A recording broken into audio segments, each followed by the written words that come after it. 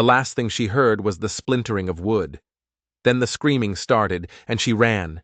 She ran with nothing but the clothes on her back and a heavy iron skillet clutched in her hand. It felt less like a tool and more like a shield. Behind her, the town she'd tried to call home was a bonfire of hate. Ahead, the prairie was a sea of black, endless and empty. She had no destination, only a direction. Away. Each step was a prayer. Each ragged breath was a victory. She ran until her lungs burned and her legs gave out, collapsing into the sagebrush as the first hint of dawn bruised the horizon. She was Lillian Oakwood, and she was a ghost before she was even a woman. The world didn't just want her gone, it wanted her erased. But ghosts can't be killed. And Lillian was learning to be a very, very good ghost. She walked for days, a phantom moving through a forgotten land. Hope was a flicker, a tiny ember she guarded against the wind. It led her to a place called Copper Hollow. The name sounded safe, like a place to hide. But the moment she stepped onto its dusty main street, she knew she was wrong. The town didn't just look at her, it stared. It was a cold, hungry kind of stare that picked you apart piece by piece. Windows were eyes, porch posts were silent judges.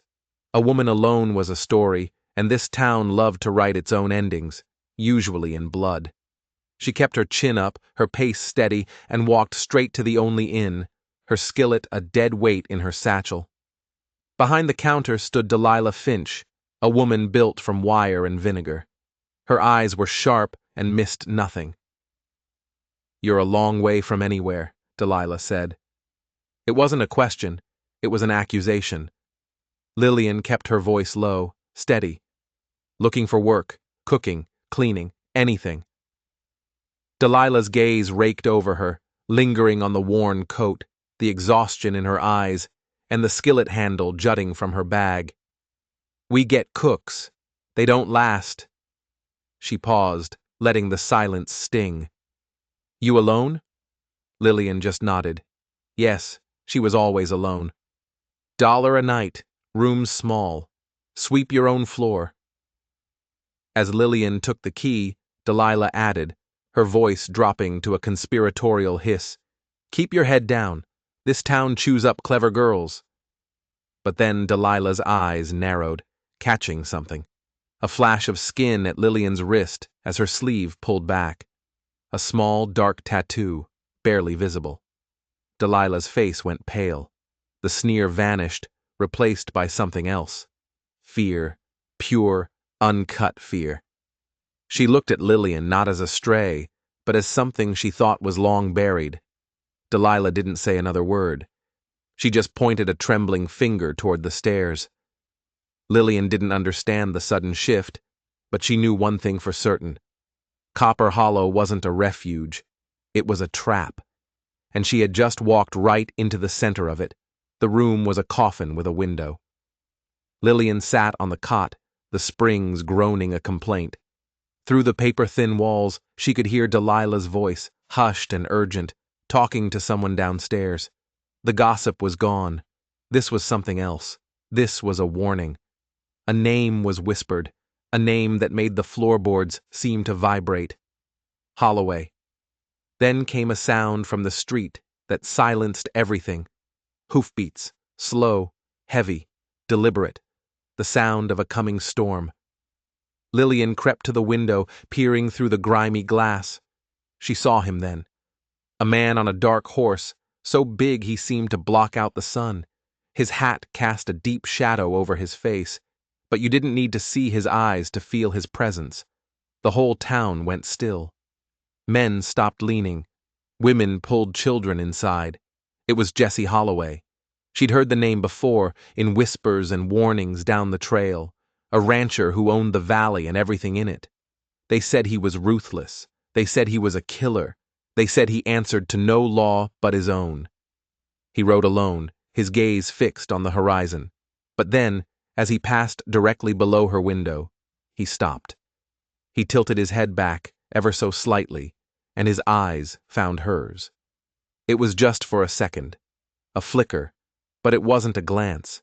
It was a confirmation, as if he wasn't just passing through, as if he was looking for her. The air in her lungs turned to ice. He knew. He had to know. Then he spurred his horse and was gone, a dark shape swallowed by the endless prairie. Lillian stumbled back from the window, her heart hammering against her ribs. She wasn't a ghost anymore. She had been seen. And in Copper Hollow, being seen by the wrong person was a death sentence. That night, she worked in the inn's kitchen, peeling potatoes, her head down, trying to become invisible again. But the dining hall was full of noise and smoke, and the whispers felt like knives at her back. A group of rough men sat by the fire, their voices loud and soaked in whiskey. They were ranch hands for a man named Ezekiel Rohr, another name that hung heavy in the air. Rohr's cattle grazed too close to Holloway's land. The two men were thunderheads waiting to collide. The men's eyes kept sliding to her, slick and ugly. "New cook," one of them slurred, loud enough for the whole room to hear. "Pretty thing." Another one laughed, a nasty broken sound. "Maybe she's a spy, sent by Holloway to watch us." Heat flooded Lillian's face. She kept her eyes on the potatoes, peeling faster, the blade of the knife whispering against the skin. She had to earn her keep. She had to survive. Opportunity came a few days later, wearing a greasy hat and a cruel smile. Ezekiel Rohr himself swaggered into her kitchen. He was a short, stout man with the eyes of a weasel. "Heard you can cook," he said, looking her over like a piece of livestock. "My boys need a steady hand. Pays good, if you work hard." Lillian's mind raced. Working for Rohr meant leaving the inn, leaving Delilah's fearful stare. It meant a place to stay, a wage. It was a chance. But it also meant stepping directly into the shadow of the coming storm between Rohr and Holloway. She hesitated for only a second. A cage was a cage, no matter who held the key. "I'll do it," she said. Rohr grinned, a flash of yellow teeth. "Good. Be at the north camp by sunup." As he turned to leave, he paused in the doorway. "And one more thing," he said, his voice dropping low. "I hear things. I know Delilah saw that mark on your wrist. I know what it means. You work for me now. Don't you forget it." The blood drained from Lillian's face. It wasn't just a random job offer. Rohr knew. He knew who she was, or what he thought she was. He wasn't hiring a cook. He was buying a weapon.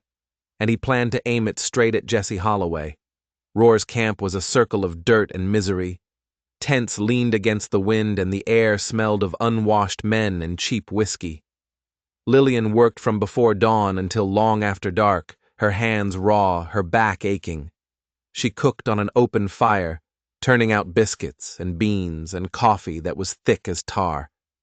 She kept her head down. She spoke to no one. She tried to become a ghost again, a silent pair of hands that fed the crew.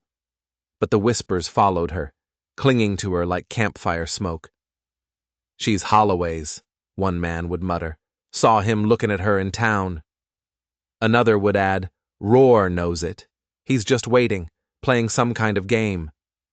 They saw her not as a person, but as a piece on a board, a pawn in a war she didn't understand.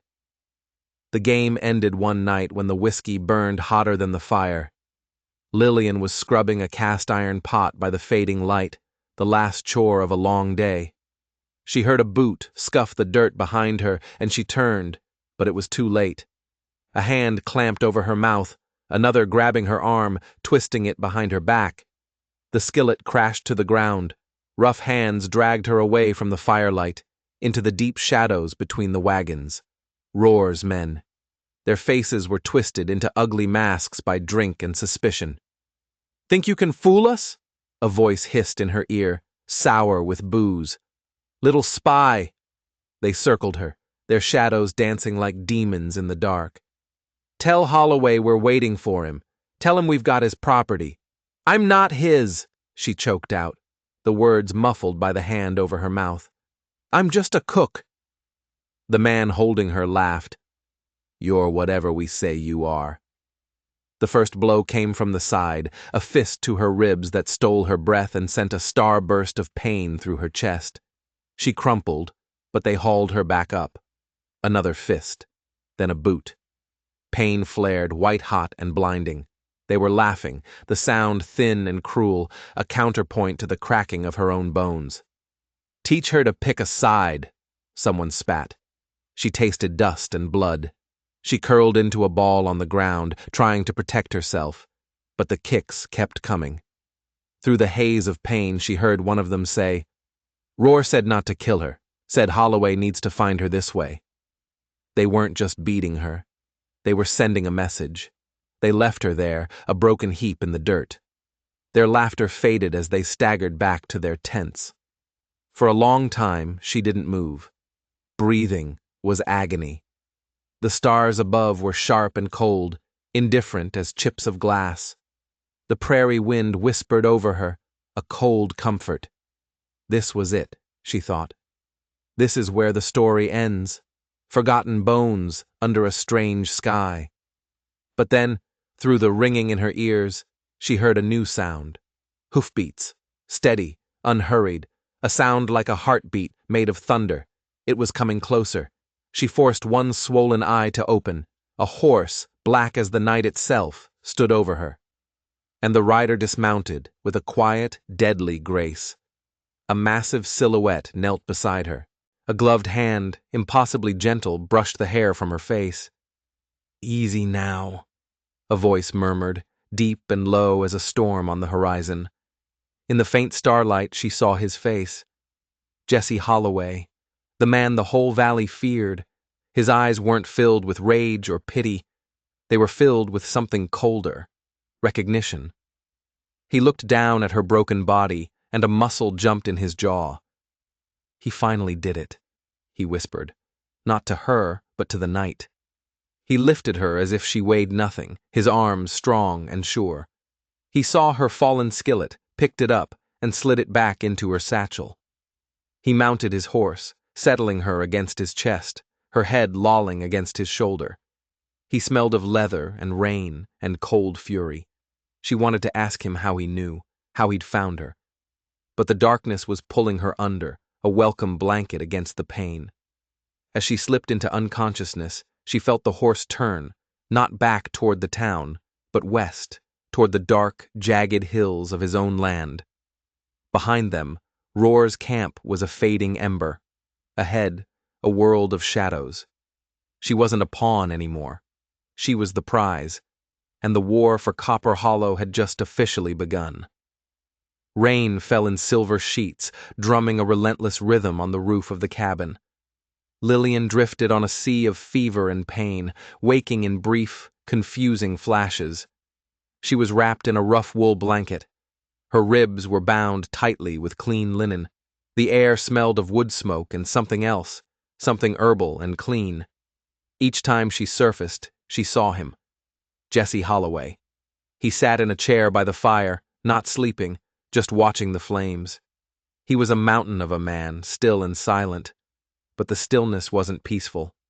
It was coiled, like a spring wound, tight. He was waiting. During one lucid moment, she saw him by lantern light, carefully hammering the handle of her skillet, straightening the bend where it had fallen. The sight was so strange, so out of place with the stories she'd heard, that it lodged in her heart like a splinter. This brutal killer, this ruthless rancher, was mending her only possession with the patience of a craftsman. When she finally woke for good, the storm had passed.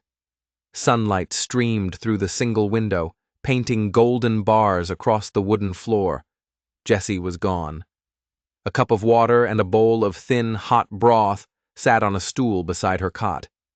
She drank greedily, the warmth chasing some of the deep cold from her bones. She managed to sit up, wincing as her ribs screamed in protest. The cabin was sparse but clean, a single room built of sturdy timber, a fireplace, a table, 2 chairs, and her cot. This was his home, a home built for one. She spent the next few days in a haze of healing. Jesse would appear at dawn and dusk, leaving food and fresh water without a word. He moved with a quiet efficiency that was both comforting and terrifying. He never asked her what happened. He didn't have to. He knew. She saw the proof of it on the third day. She was strong enough to stand, leaning against the doorframe, breathing in the clean, rain-washed air. A few ranch hands moved around the yard, their faces grim, their movements tense. They all wore their pistols low on their hips. They nodded at her, their eyes full of a strange mix of pity and respect. They knew what had happened. They knew who she was, or at least who Jessie Holloway believed her to be. Later that afternoon, she watched from the window as Jessie spoke with them. He wasn't giving orders. He was planning. He unrolled a crude map on a barrel, pointing to the northern ridge, his finger tracing a line. Roar's Land.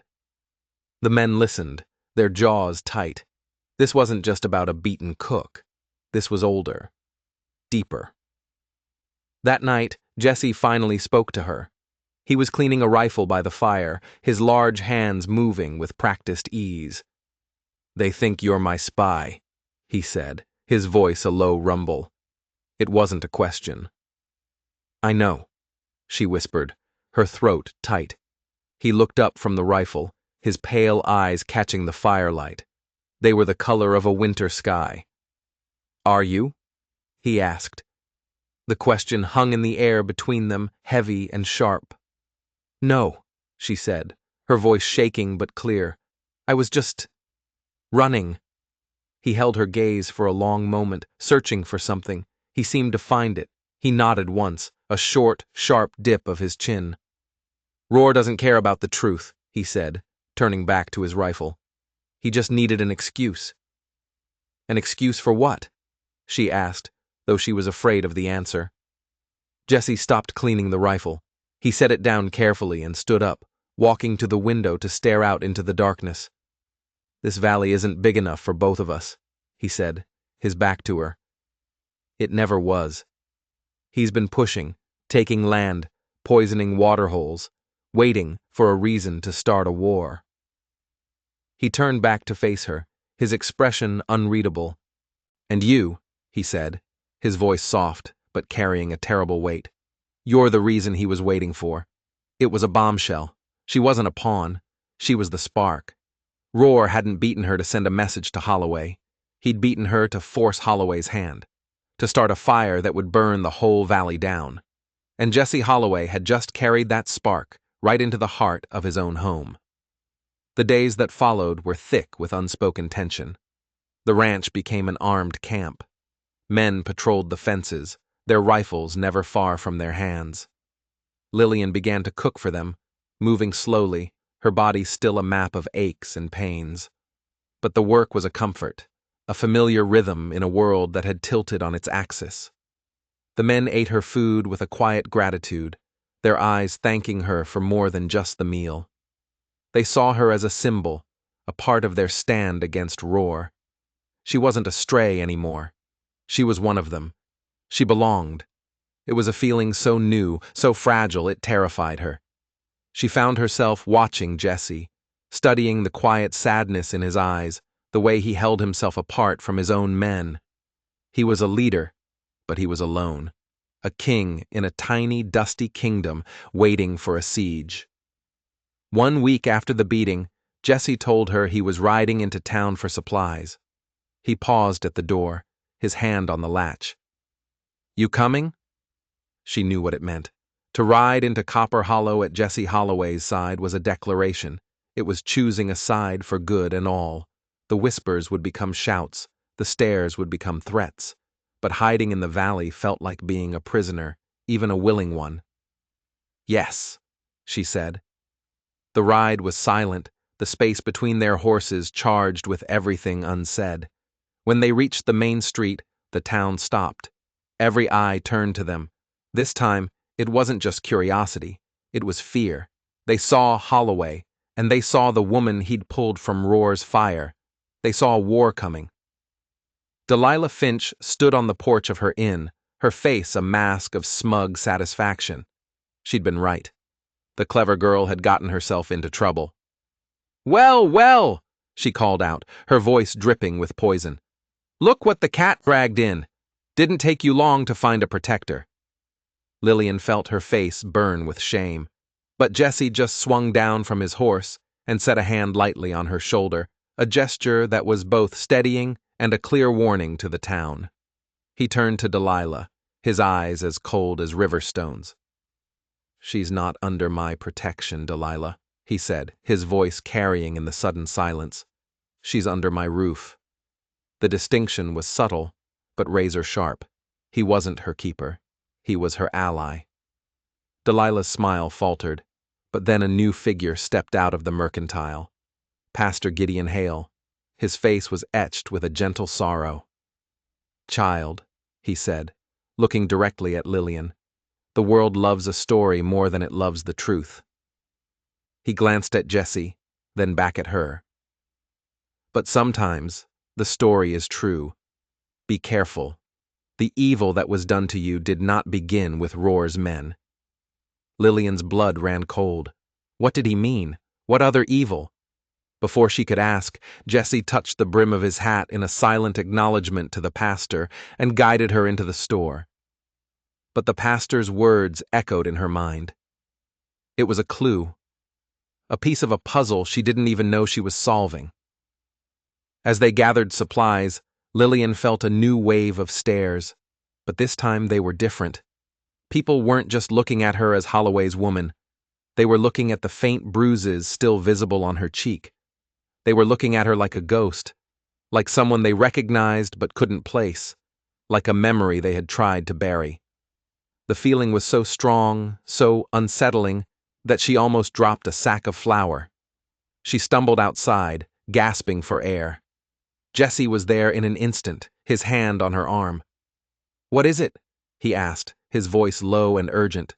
"They know me," she whispered, her heart pounding. "Some of them. They know me from before." Jesse's jaw tightened. He scanned the faces in the street, his eyes narrowed and dangerous. He had brought her here for supplies, to show the town she wasn't afraid, but he had shown them something else entirely. He had brought back a ghost. And now, he realized with a dawning horror, the whole town of Copper Hollow had a reason to want her silenced. Not because she was with him, but because of who she used to be. The ride back to the ranch was a blur. Lillian's mind reeled, trying to make sense of the pastor's cryptic warning and the strange, familiar fear in the eyes of the townsfolk. "What did he mean?" she asked, her voice barely a whisper against the wind. "The evil didn't begin with Roar."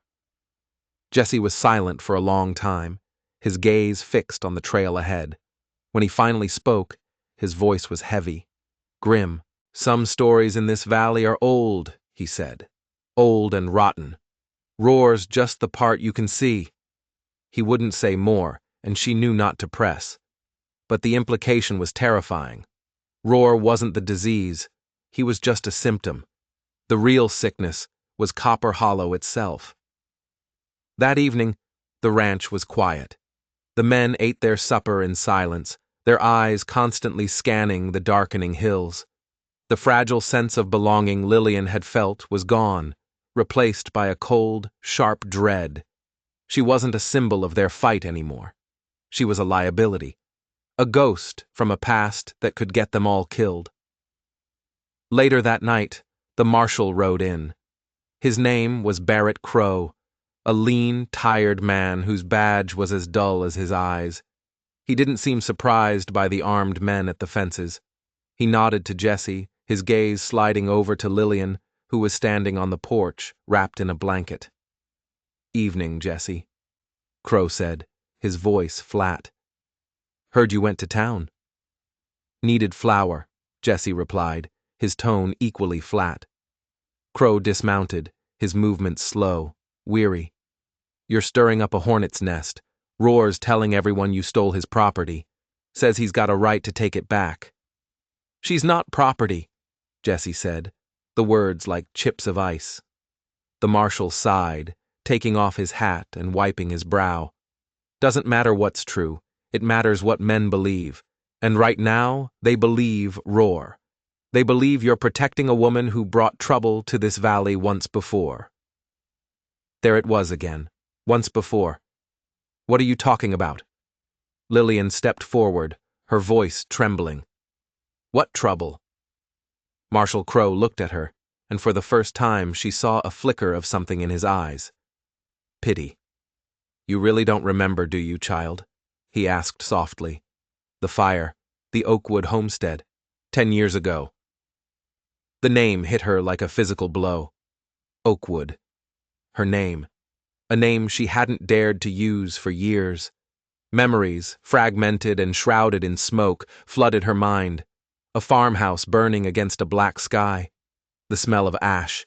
The sound of shouting. Her father. Her mother. They said it was a lamp. She whispered, the words tasting like ash in her mouth. An accident.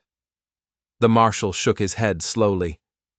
It was no accident, he said. Your father found something on this land.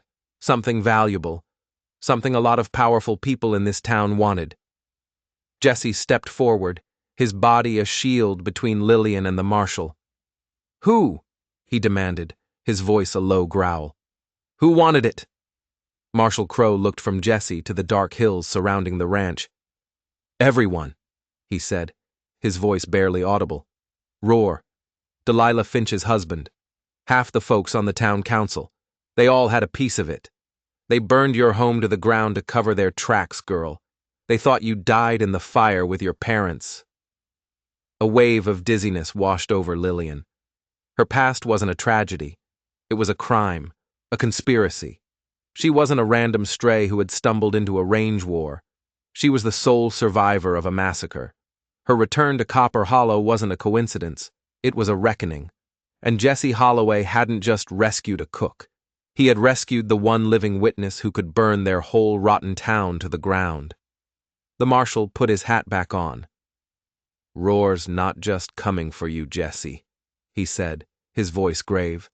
He's coming to finish the job he started 10 years ago. And this time the whole town will be backing him up.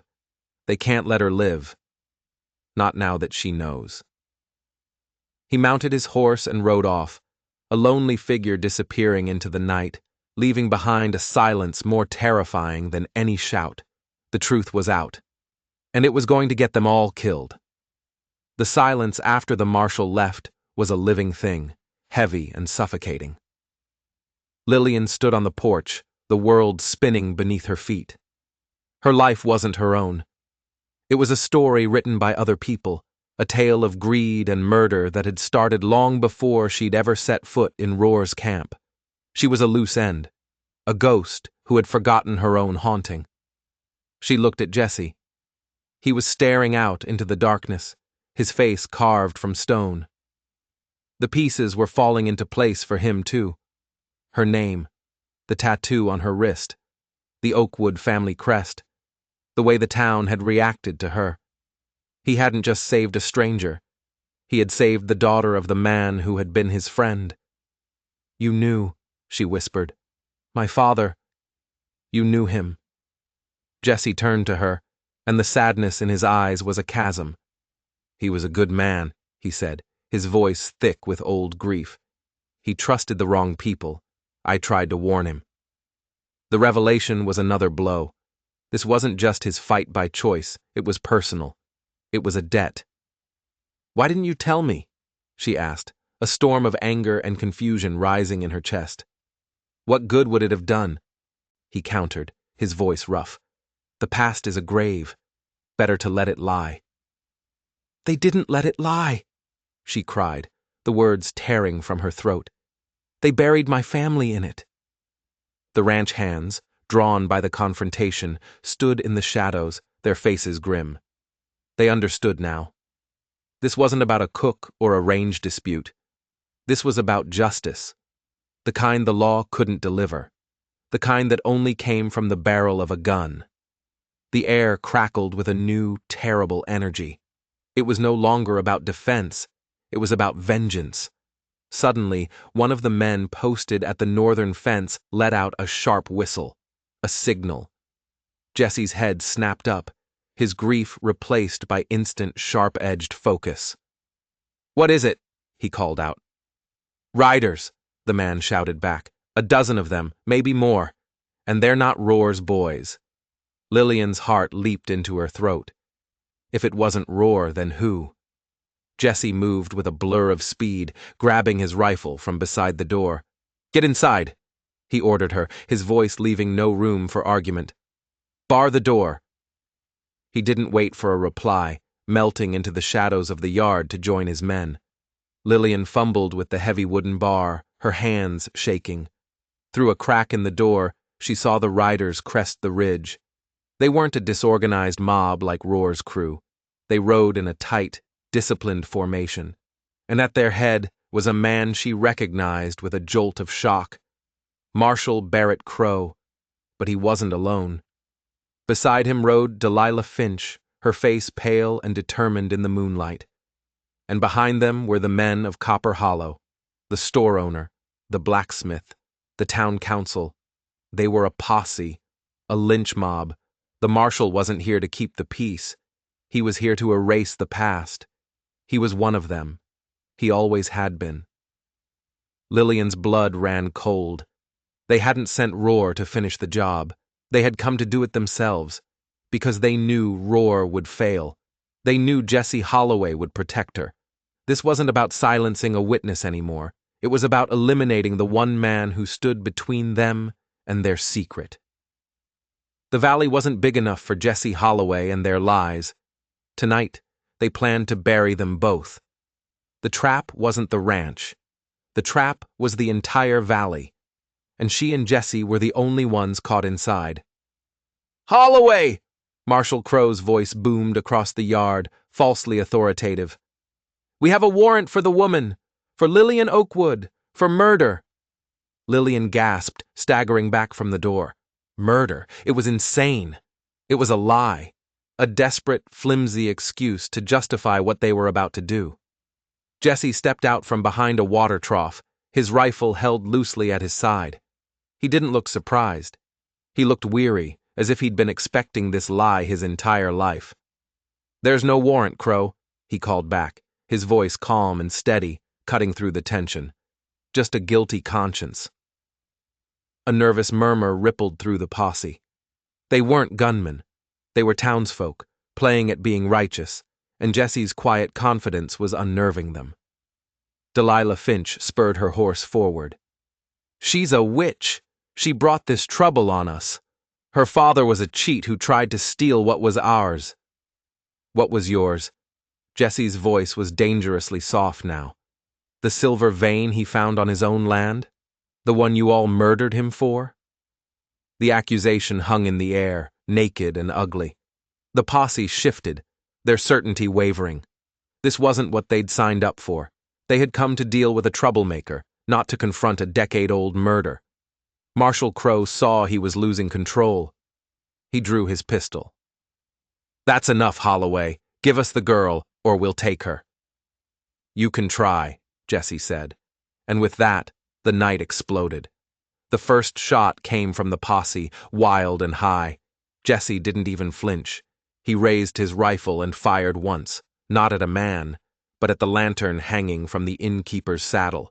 The lantern shattered, plunging that side of the yard into darkness and sending Delilah's horse into a screaming panic. It was the signal. Jesse's men opened fire from their hidden positions around the yard. They weren't shooting to kill. They were shooting at feet, at wagon wheels, at anything that would sow chaos and confusion. The posse, a mob of frightened merchants and farmers, broke instantly. They fired blindly into the shadows, their shots wasted, their courage evaporating like mist. Men screamed as their horses reared and bolted. It wasn't a fight. It was a rout. Jesse moved through the chaos like a phantom, a blur of motion in the strobing muzzle flashes. He wasn't a wild brawler. He was a tactician, using the darkness and the terrain, turning the posse's numbers against them. He was dismantling them, piece by piece, without shedding a drop of blood. He was showing them just how outmatched they truly were. Inside the cabin, Lillian watched, her heart pounding. She felt helpless, a prize to be fought over. But then she saw him, Ezekiel Roar. He hadn't ridden with the posse. He had circled around, using the noise and confusion as cover. He was slinking along the side of the cabin, a long knife gleaming in his hand. He wasn't trying to get to Jessie, he was coming for her. The door was barred, but the window was only shuttered. Fear, cold and absolute, seized her. But then something else rose up to meet it. Rage. A white-hot fire that burned away the terror. They had taken her family. They had taken her name. They had taken her past. They would not take her future. She looked around the dim cabin, her eyes falling on the one thing that had been with her through it all, her shield, her skillet. She grabbed the heavy iron pan, its handle cool and solid in her trembling grip. Roar's face appeared in the window, his eyes wide and crazed as he worked to pry the shutter open. He didn't see her at first. He was focused on the prize, the ghost he had to exorcise. The shutter splintered, and he began to climb through. In that moment, Lillian stopped being the victim. She stopped being the ghost. She swung the skillet with all the strength, all the pain, all the fury she had stored up for 10 long years. The sound of iron hitting bone was a dull, sickening crack that echoed in the sudden quiet of the yard. Roar crumpled, falling backward out of the window and landing in a heap on the ground, unconscious. The fighting stopped. Everyone stared, first at Roar's motionless body, then at the cabin window where Lillian stood, skillet in hand, her face a mask of cold fury, her knuckles white. The ghost had just struck back, and the entire town of Copper Hollow saw it happen. The spell was broken. The posse stared at Roar, then at the determined woman in the window, and finally at Jesse Holloway, who stood untouched in the middle of the yard, his rifle now pointed squarely at Marshal Crow's chest. They saw the truth. They were on the wrong side of justice. One by one they lowered their guns. Some turned and fled back toward town. Others simply dropped their weapons in the dust, their faces pale with shame. Delilah Finch, her horse now under control, let out a strangled sob of defeat. It was over. Marshal Crow looked at the faces of his failed mob, then at the unwavering barrel of Jesse's rifle, and he knew. The lie he had helped protect for 10 years had just died in this dusty ranch yard. He slowly, deliberately, unpinned the badge from his chest and let it fall to the ground. He was no longer the law. He was just another one of the guilty. Dawn broke over a changed valley. The posse had scattered, their shame a poison that would now infect the town's rotten heart. Roar and a few of his men were tied up in the barn, waiting for the circuit judge who was a day's ride away. Justice was coming, slow and inevitable. Lillian stood on the porch, watching the sun paint the sky in shades of rose and gold. The air felt clean for the first time. The weight of the past was still there, but it was no longer a shroud. It was a foundation. Jesse came and stood beside her, the comfortable silence stretching between them. He wasn't a savior. He was a partner. He had given her a shield, but she had been the one to swing it. "It's not over," she said softly, thinking of the trial, of the town, of the deep-seated hate. "No," he agreed, his voice a low rumble beside her. "It's not over. It's a beginning." He looked at her, and for the first time, the sadness in his eyes was gone, replaced by a quiet, steady hope. He reached out and took her hand, his calloused fingers lacing through hers. It wasn't a gesture of possession or protection. It was a promise of partnership. Together, they had faced the ghosts of Copper Hollow and won. The story of that night would spread, whispered from town to town. The tale of the ruthless rancher who wasn't a killer, but a guardian. And the story of the ghost girl who came back not for revenge, but for justice, armed with nothing but the truth and a cast-iron skillet. They had fought for their home, and in doing so, had started to build a new one, together. The prairie was no longer an empty, lonely place. It was a future, waiting to be written. If you enjoyed this story of justice and survival, make sure you hit that subscribe button and turn on notifications.